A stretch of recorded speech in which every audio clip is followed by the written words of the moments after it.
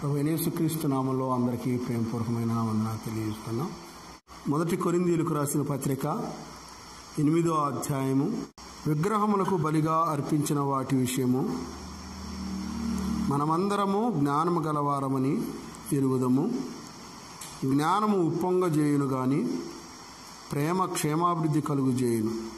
ఒకడు తనకేమైనను తెలియననుకొని ఉంటే తాను తెలుసుకొని వలసినట్టి ఇంకను ఏమీ తెలుసుకొని వాడు కాడు.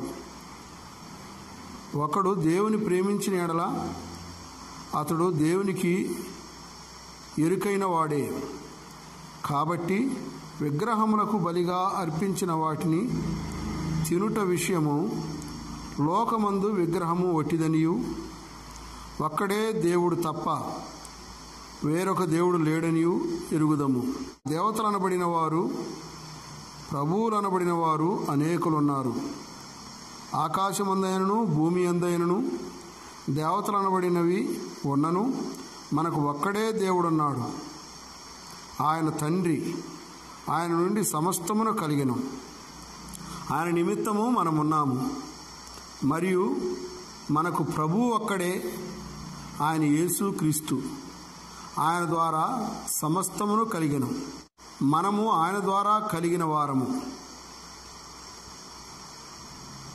ఈ యొక్క 6 వచనాలలో మనం చూసినప్పుడు విగ్రహముల గురించి అనే మాటను మనము తెలుసుకుంటున్నాం. విగ్రహముల విషయమై అని అంటున్నాడు. మనమందరమును జ్ఞానము గలవారం అంటున్నాడు. జ్ఞానము ఉప్పొంగజేస్తున్నది అన్నాడు. ప్రేమ క్షేమాభివృద్ధి కలుగు చేస్తుంది అని చెప్పాడు. ఇప్పుడు జ్ఞానమునకును ప్రేమకును ఒక నిదర్శనం చెప్పాడు. అక్కడ జ్ఞానమేమో మనిషిని ఉప్పొంగజేసిద్ది, ప్రేమేమో మనిషికి క్షేమాభివృద్ధి కలుగు చేస్తుంది. ఒకడు తనకేమైనను తెలియననుకొని ఉంటే, ఎవరైనా ఒకరు నాకు ఏమైనా తెలుసు అంటే నాకు అన్నీ తెలుసు అని అనుకుంటే అతడు తాను తెలుసుకోవలసిన ఇకన ఏమీ లేవని తానికనేమి తెలుసుకోలేడు. నాకు అంతా తెలుసు కాబట్టి ఇక నేను తెలుసుకోవాల్సింది ఏమీ లేదని తానికనేమీ తెలుసుకోవటానికి ఇష్టపడ్డాం. ఎందుకంటే తనకు అన్నీ తెలుసు అనుకున్నాడు. నాకు అన్నీ తెలుసు కాబట్టి ఇక నేనేమి తెలుసుకోవటానికి నాకు ఇష్టం లేదు అన్నట్లుగా ఉంటున్నాడని మనం వింటున్నాం. ఒకడు దేవుని ప్రేమించిన యెడల అతడు దేవునికి ఎరుకైన వాడే. నిజంగా ఎవరైనా ఒకడు దేవుని ప్రేమించి ఉంటే అతడు దేవునికి ఎరుకైన వాడే. ఎందుకంటే ఇతడు నన్ను ప్రేమిస్తున్నాడు కాబట్టి నా యొక్క ఆలోచన ఏమిటో, నా క్రమం ఏమిటో ఇతనికి తెలుసు అని దేవుడు అనుకొని దేవుని ఎరుకలో అతను కూడా ఉన్నాడు. నిజంగా దేవుని ప్రేమించిన వాడైతే అని అంటున్నాడు.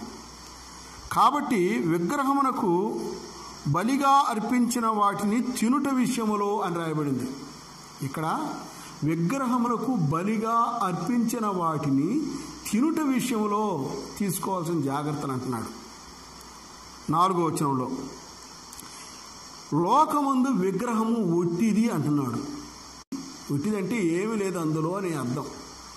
ఒట్టిది అని అంటున్నాడు. కీర్తన గ్రంథము 115వ కీర్తన 4 నుంచి 8 వచనాల్లో కొన్ని మాటలు మనకు అందరికీ తెలిసిన మాటలు ఉన్నాయి. వారి విగ్రహములు వెండి బంగారవి, అవి మనుషులు చేతి పనులు.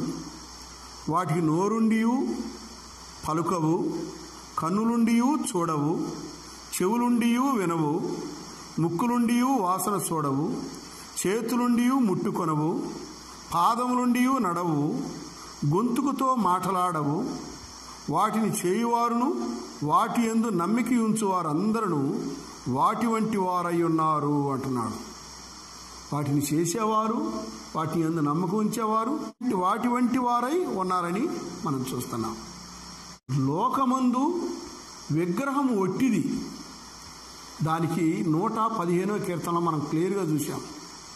ఒట్టిదంటే ఏమీ లేదు. చూడటానికి అన్నీ ఉన్నాయి.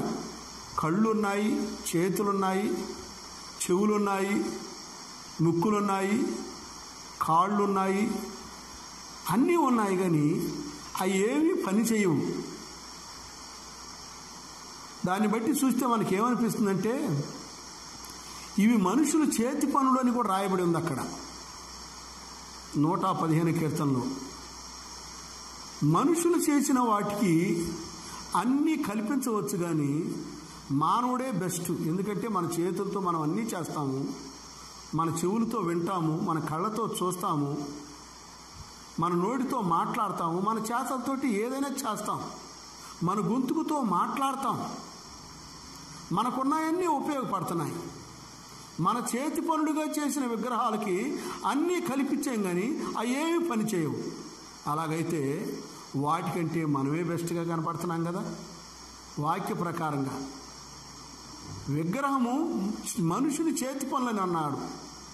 మనుషుడు వాటికి ఏమీ శక్తిని కలిగించలేడు. మనంటి ఆకారము, మనంటి కళ్ళు, మనంటి అవయవాలన్నీ పెట్టవచ్చు, కానీ వాటికి ఏమీ లేదు. మనమే వాటికన్నా నయం అనిపిస్తుంది కదా. అందుకనే దేవుడు అన్నాడు కదా, లోకమందు విగ్రహము ఒట్టిది అని. అవేం పని చేయట్లేదని మనం చూస్తున్నాం. ఆకాశమందు దేవుడనబడిన వాడును ప్రభువులనబడిన వారు ఉన్నను మనకు ఒక్కడే దేవుడు ఉన్నాడు అంటున్నాడు. ఈ భూమి మీద ఆకాశమందు దేవుళ్ళు, దేవతలు అనేవాళ్ళు, ప్రభువులు అనేవాళ్ళు ఉన్నారు, కానీ మనకు ఒక్కడే దేవుడు. ఆయన ప్రభు అంటున్నాడు, ఆయన తండ్రి అంటున్నాడు,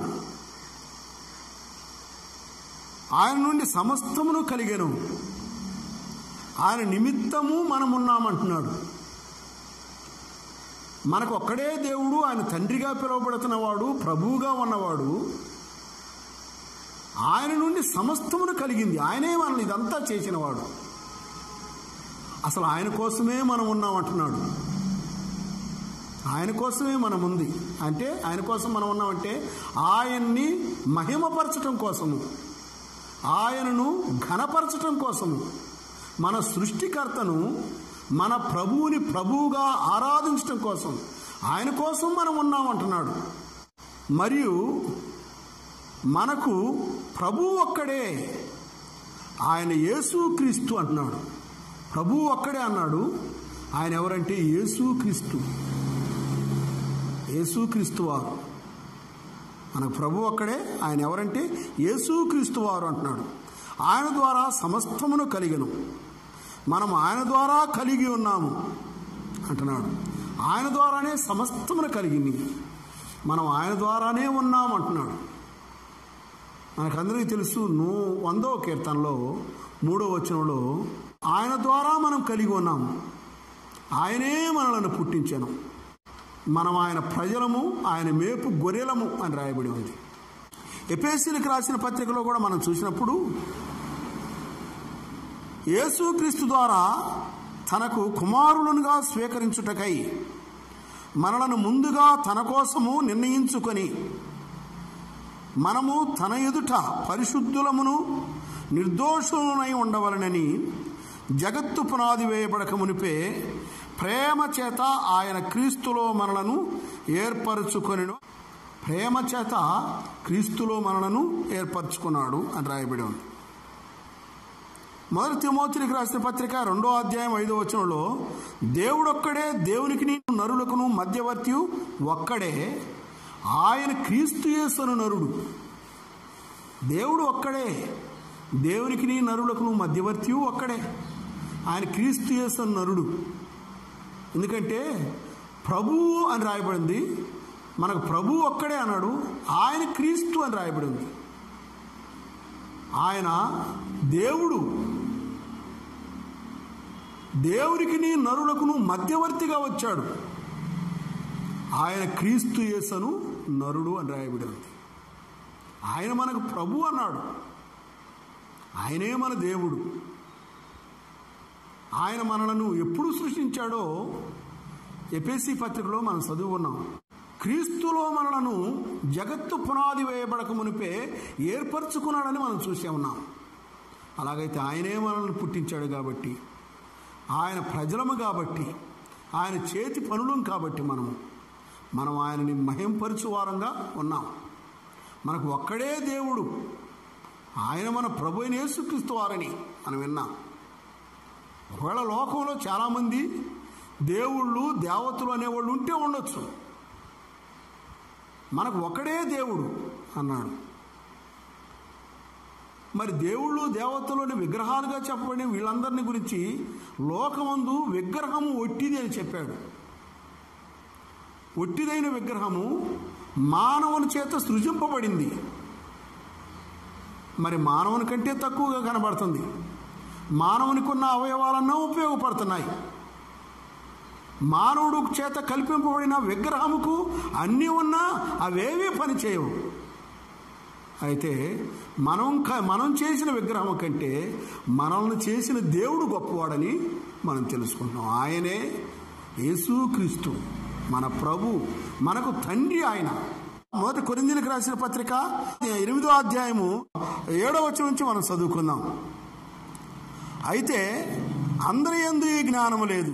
కొందరు ఇది వరకు విగ్రహములను ఆరాధించువారు గనక తాము భుజించు పదార్థములు విగ్రహములకు బలి ఇయ్యబడినవని ఎంచి భుజించుదురు. ఇందువలన వారు మనస్సాక్ష్యం బలహీనమైనదై అపవిత్రమగుచున్నది. భోజనమును బట్టి దేవుని ఎదుట మనము మెప్పు పొందము. తినకపోయినందునను మనకు తక్కువ కాలేదు, తినినందునను మనకు ఎక్కువ కాలేదు. అయినను మీకు కలిగి ఉన్న ఈ స్వాతంత్ర్యం వలన బలహీనులకు అభ్యంతరము కలగకుండా చూసుకునుడి.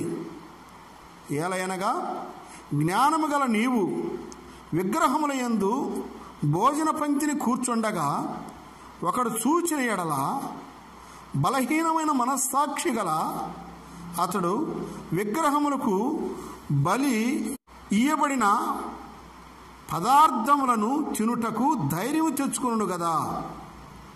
అందువలన ఎవని కొరకు క్రీస్తు చనిపోయెనో ఆ బలహీనుడైన ఆ నీ సహోదరుడు నీ జ్ఞానమును బట్టి నశించును. ఇలాగ సహోదరులకు విరోధముగా పాపము చేయుట వలనను వారి బలహీనమైన మనస్సాక్షిని నొప్పించుట వలనను మీరు క్రీస్తునకు విరోధముగా పాపము చేసిన వారగుదురు. కాబట్టి భోజన పదార్థం వలన నా సహోదరునికి అభ్యంతరము కలిగిన ఎడల నా సహోదరునికి అభ్యంతరము కలుగజేయకుండుటకై నేనెన్నటికీ నీ మాంసమును తినను అని అంటున్నాడు పౌలు తన పత్రికల్లో ఒక విశ్వాసి గురించి, ఒక సహోదరుని గురించి మాట్లాడుతున్న మాటలు. ఈ జ్ఞానము చాలామందికి లేదు. విగ్రహము ఒట్టిదేనని, విగ్రహములో ఏమీ లేదని, దేవుళ్ళు దేవతలు అనేవాళ్ళు చాలామంది ఉన్నా మనకు దేవుడు ఒక్కడే, ఆయన తండ్రి, ఆయన క్రీస్తు అని మనం చూస్తున్నాం. ఇట్లాంటి ఈ జ్ఞానము అందరికీ లేదంటున్నాడు. ఎందుకంటే ఒకప్పుడు నమ్మని వాళ్ళు విగ్రహాలను పూజించిన వారే, విగ్రహాల దగ్గర విగ్రహాలకు అర్పించినవి తింటున్న వాళ్ళే. అది విగ్రహాలకు అర్పించినవి అని వారికి తెలుసు. ఇప్పుడు ప్రభువుని నమ్ముకొని ప్రభులోకి వచ్చారు. వచ్చిన తర్వాత వారు ఇట్లాంటివన్నీ చేయకూడదని, తినకూడదని వారు అర్థం చేసుకుని వింటూ ఉన్నారు. అయితే ఇక్కడ ఒక విషయాన్ని, దేవుని నమ్ముకున్న జ్ఞానులైన పెద్దలైన వారికంటే ముందుగా నమ్మిన వారు ఎవరైనా ఉంటే వారు ఒకవేళ విగ్రహములకు బలి అర్పించిన భోజన పంక్తిలో కూర్చొని ఉంటే, అసలు విగ్రహములకు బలి ఇచ్చిన భోజన పంక్తిలో నమ్మిన వారు విశ్వాసులు అసలు ఎందుకు కూర్చుంటారు, అసలు అంతదాకా ఎందుకు వెళ్తారు అనే ఆలోచన వస్తుంది మనకి ఈ మాట చదువుతుంటే. కానీ పౌలు రాశాడంటే ఇలాంటిది ఎక్కడో ఎవరి దగ్గరనో ఎక్కడో ఒకసారి జరుగుతుందని, ఒకవేళ మన దగ్గర మనం అనుకున్నట్టుగా మన కాడ కాకపోవచ్చు, ఎక్కడో జరుగుతుంది ఇలాంటి పరిస్థితి. అందుకే పౌలు తన పత్రికల్లో పరిశుద్ధాత్ముడు రాయించాడు. బలహీనులైన సహోదరులు, కొత్తగా నమ్మిన వారు వీటన్నిటికి దూరంగా మనల్ని చూసి నడుచుకుంటూ ఉంటే నీ జ్ఞానం బట్టి, నీ తెలివిని బట్టి ఒకవేళ బంధువులనో, ఒకవేళ మన బంధువులనో, మనకు తెలిసిన వారనే మొగవాటంగా వారి యొక్క కార్యక్రమాల్లో పాలు పొంది, స్నేహితులను,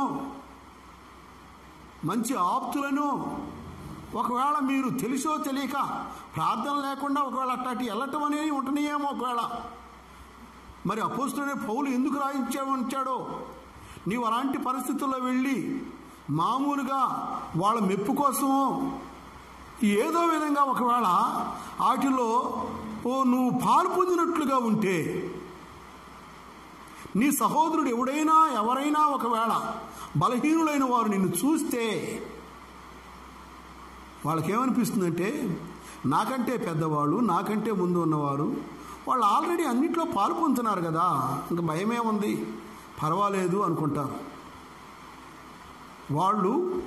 వాళ్ళు బలహీనులు కనుక నువ్వు ముందుండవలసిన వాడవే, నీవు సమస్తమును ఎరిగిన వాడివే, బోధించేవాడివే, సంఘ పెద్దవే, దైవ సేవకుడివే, సంఘంలో బాధ్యత కలిగిన వాడివే, నీవు పనిచేస్తుంటే నిన్ను గమనించిన బలహీనులు వాళ్ళు ధైర్యంగా విగ్రహములకు బలిచ్చిన వాటిని తింటారు.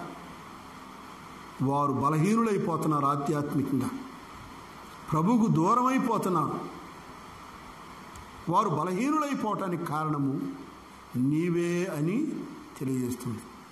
అందుకని ఇక్కడ ఒక మాట రాయబడింది, భోజనమును బట్టి నీ ఎదుటను మనము మెప్పు పొందకపోదుము, తినకపోయినందున మనకు తక్కువ లేదు, తినినందునో ఎక్కువ లేదు.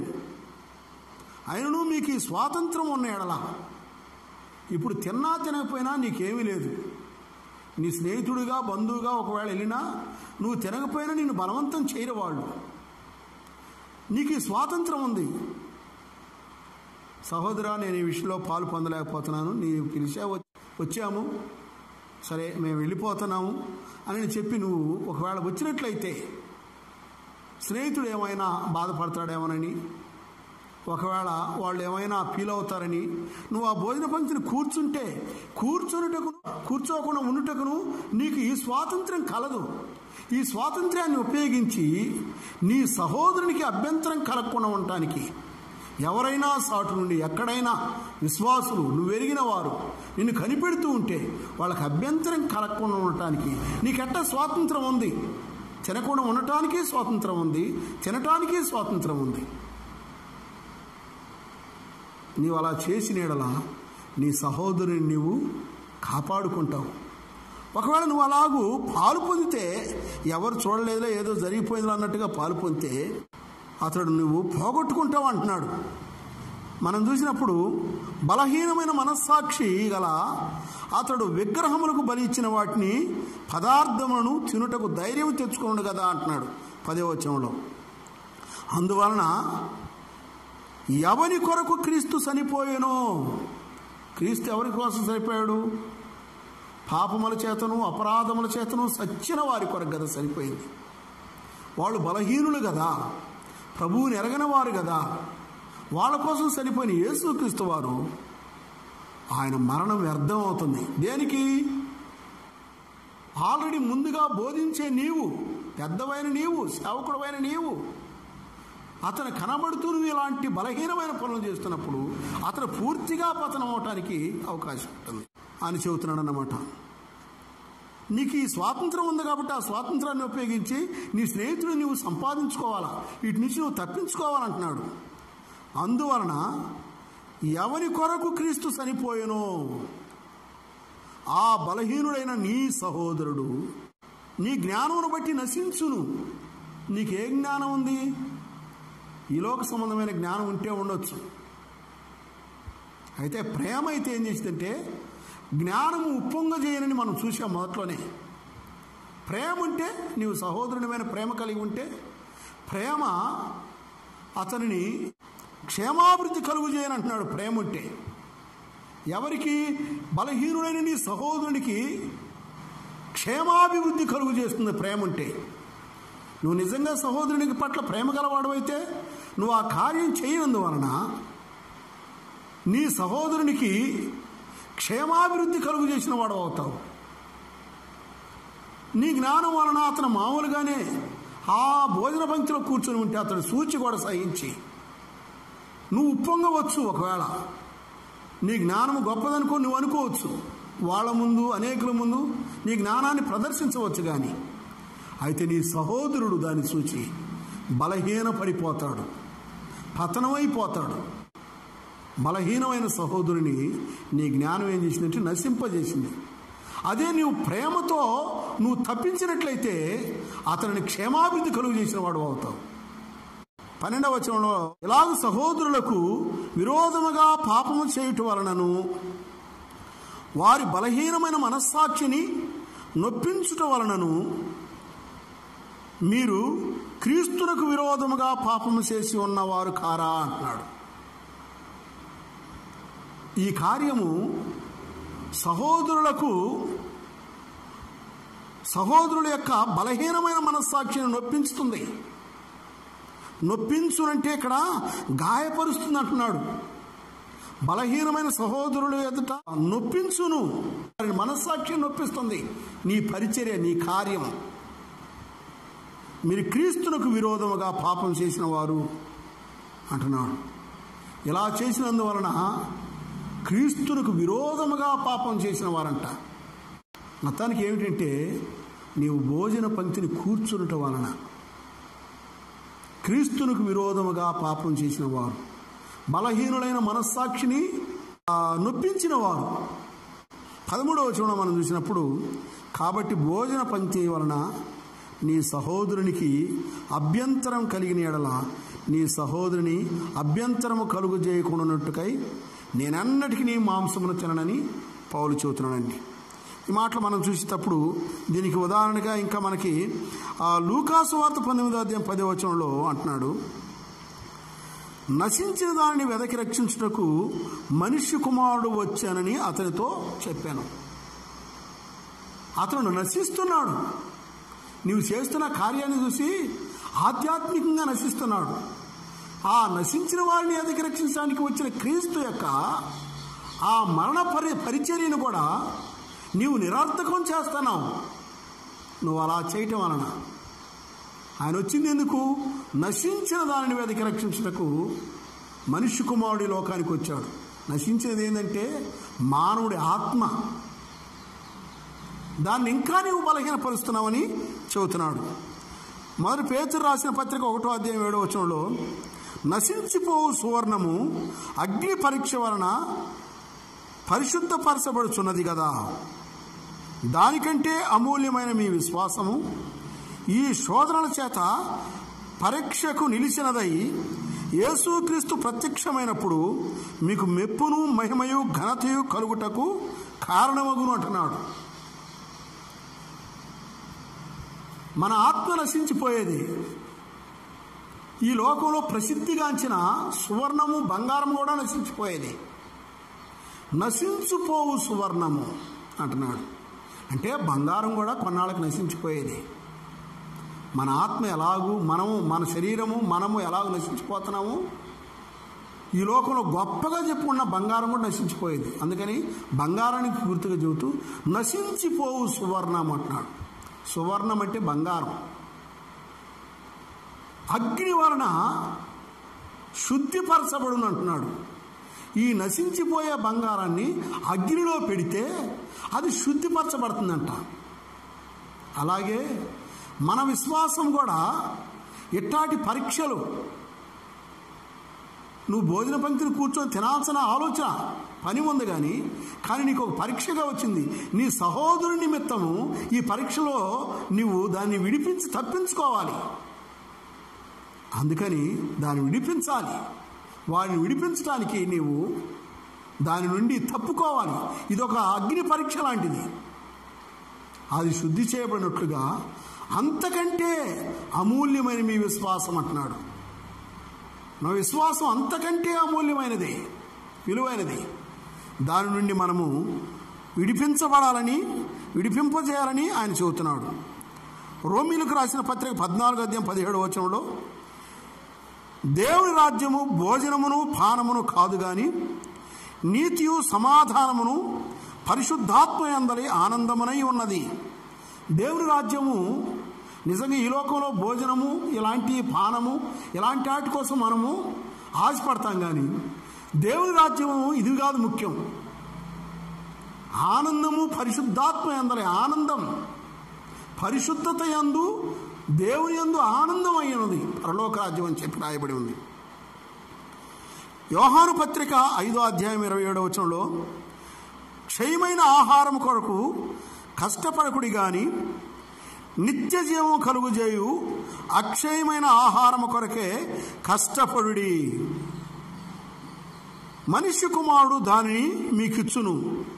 ఇందుకై తండ్రి అయిన దేవుడు ఆయనకు ముద్ర వేసి ఉన్నాడని చెప్పాను. క్షయమైన ఆహారం మనం పోరాడాల్సింది, అంటే నాశనమైపోయేది, నశించిపోయేది,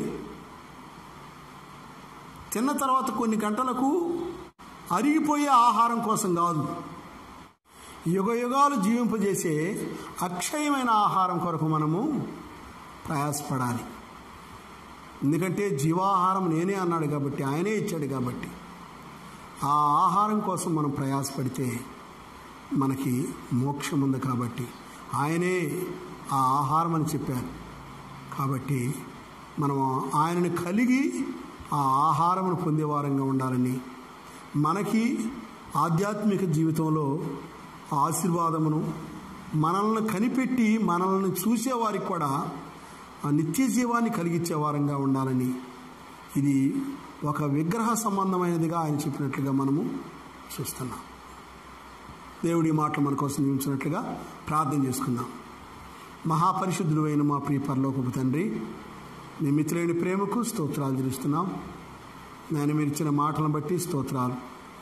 ఎవరైతే బలహీనంగా ఉన్నారో, అనారోగ్యంగా ఉన్నారో, ఆర్థిక బాధల్లో ఉన్నారో, సమస్యల్లో ఉన్నారో, కుటుంబాల్లోనైనా తండ్రి నెమ్మది లేని పరిస్థితుల్లో ఉన్నారో తండ్రి, సమాధానం లేని పరిస్థితుల్లో ఉన్నారో, ఏ అక్కర్ల కలిగి ఉన్నారో నాయన, వారి కోసం ప్రార్థన చేస్తున్నాను తండ్రి. వారిని విడిపించండి నాయన, వారి అవసరతలు తీర్చండి. వివాహాలు కావాల్సిన వారికి వివాహాలు, సంతానం కావాల్సిన వారికి సంతానము ప్రభా నాయన, ఆధ్యాత్మికంగా నాయన వెనకబడిన వారికి ఆత్మ సంబంధమైన బలమును దయచేసి వేడుకుంటున్నాం నాయన. మీ సన్నిధిలో నా ప్రభా నిత్యము నిన్ను స్తుతించి గణపరిచే వారికి ఉండటానికి సాయం వేడుకుంటున్నాను తండ్రి. నిత్య జీవమైన ఆహారమైన మిమ్మలను నాయనా తండ్రి వారు కోరుకునేవారుగా ఉండటానికి సాయం చేయమని, ఈ మాటలు ఆలకిస్తున్న ప్రతి బిడ్డను దీవించి ఆశీర్వదించి వేడుకుంటూ, మీ బలమైన హస్తాలకు అప్పగించుకుంటూ మా ప్రభువైన యేసుక్రీస్తు నామములో ప్రార్థన చేసి అడిగి వేడుకుంటున్నాం తండ్రి. ఆమేన్. అందరికీ ప్రేమ.